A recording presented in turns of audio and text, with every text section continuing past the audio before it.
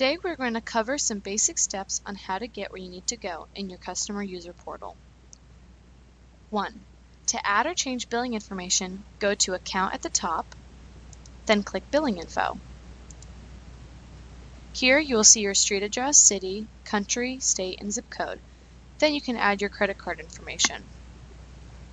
2. To create or see a SIP trunk, go to Services, then SIP Trunks, then click either SIP Trunk or List SIP Trunks. 3. To order a new DID, go to Services, DIDs, then click Order Local or Toll-Free DID. To add Off-Network DID, go to DIDs again and then click Off-Net E911. 4. To order international DIDs, go to Services, International DIDs, then click Order International DID with forwarding. 5. To order a VoIP server, go to Services, then VoIP Servers, then click Order VoIP Server. 6. To order a QPBX virtual server, go to Services again, QPBX, Order QPBX. For the server type, select Cube Virtual Server. In your customer portal, it will say it is $24.95. 7. To order a branding key for your virtual PBX, go to Services, QPBX, and then click Cube Branding Key. Then click Purchase New Branding Key.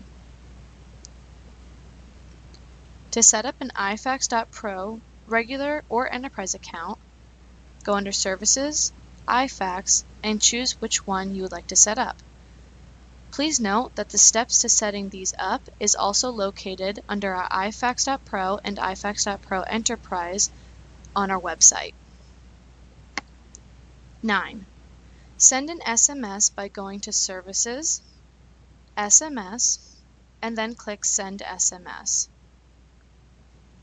10. To view the QuestBlue API, go to Services and click Programmers API. If you need to port numbers, go to Order and then click Local Number Portability. Please note that you can order local toll-free DIDs, international DIDs, iFax Pro/Enterprise DIDs, SIP trunks, or VoIP dedicated servers either under the Services tab or the Order tab. 12. Go under the Billing tab to see the billing report, rates, call history, or refill balance. 13. To submit a ticket or view open tickets, go to Support at the top, Support Tickets, then click either Submit New Ticket or Opened Tickets. 14. A lot of questions you may have can be answered under our Docs tab and then click on which category your question falls under.